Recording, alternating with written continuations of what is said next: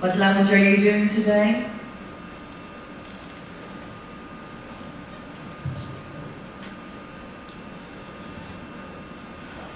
I'm from America, and I'm also involved. I'm being asked to stand, I'm being asked to move into the light. This is better. I've been involved with Boy Scouts of America for about 30 years. But frankly, deaf young people do not get involved in Boy Scouts because, as you said, of communication problems. I have gone to a national jamboree where all the scouts came together in Fort Hill, Virginia, which is about an hour south of here. And I would try to talk to any of the 20,000 scouts that were there, but I was not successful in communicating. I know that there are some deaf scouts out there who are, I think they're out there. If there were a national jamboree in your country, or in Europe, or in a central location, could that be something that you could plan or host?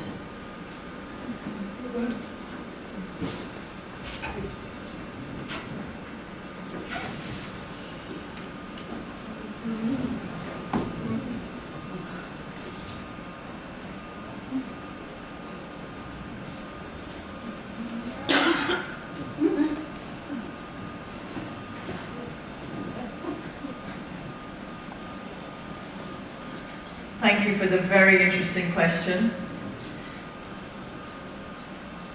Very interested with the information you have given us. I would like to ask you a question. When you say there are deaf people involved, are you saying that there are deaf team leaders, deaf unit leaders here?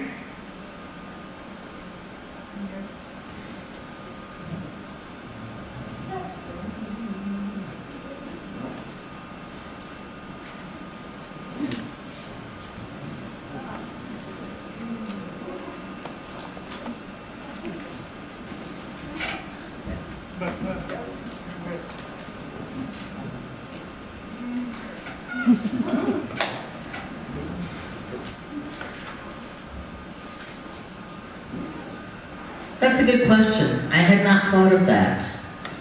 I had started with Scouts, and I joined a hearing troop.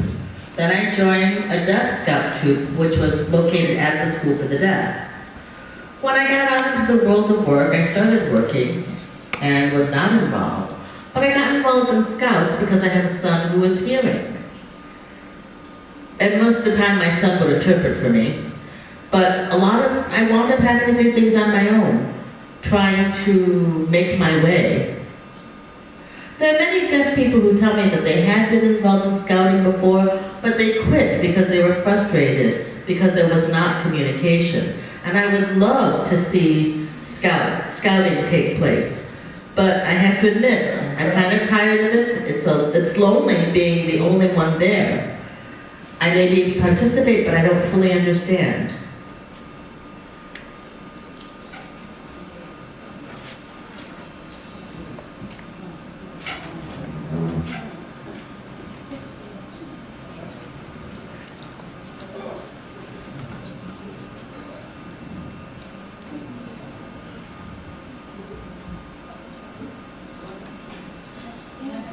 To answer your question, to setting up a national European jamboree, we would be more than happy to do that if we can work in cooperation with you. More than happy to do that. More than happy to join America with Europe. So the answer to your question is, okay.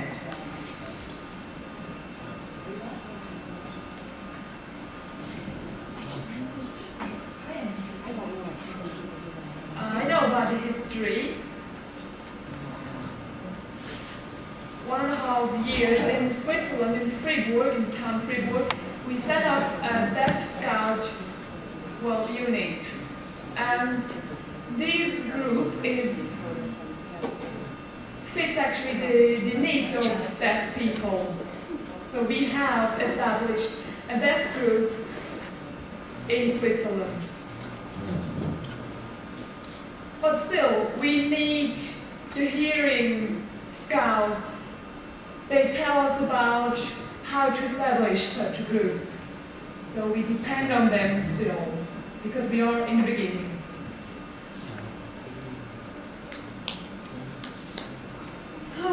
We have also a group of cubs, and we have the scouts, a group of scouts.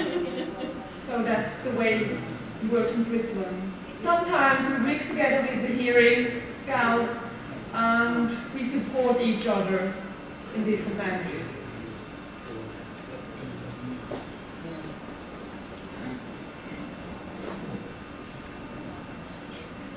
You talked about that some deaf people, they rejected or they didn't join anymore with the hearing scouts. And I think the problem is because of the communication, that's true. That's why we actually funded this deaf scout group in Switzerland. Once a month we meet, we have a meeting.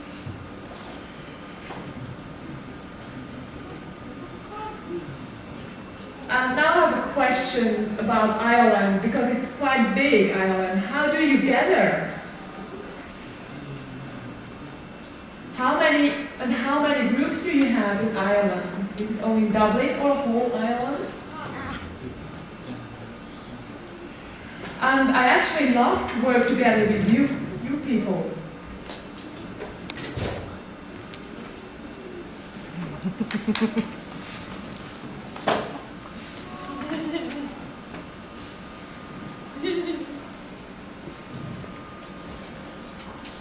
We have set up Deaf Scouts in the Dublin area.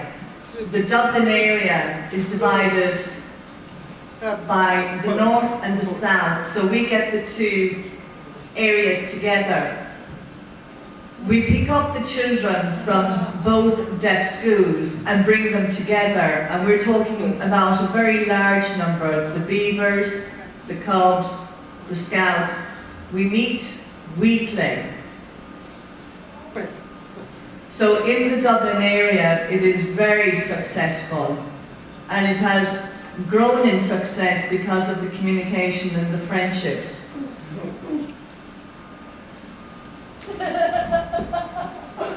Paul has mentioned about the boarding schools in Dublin. In Ireland, the only deaf schools are in Dublin, so we have children, although they don't travel from the country, are already in the boarding schools in Dublin.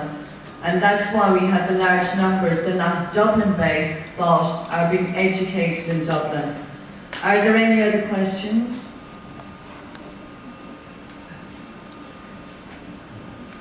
Please feel free to come to the front.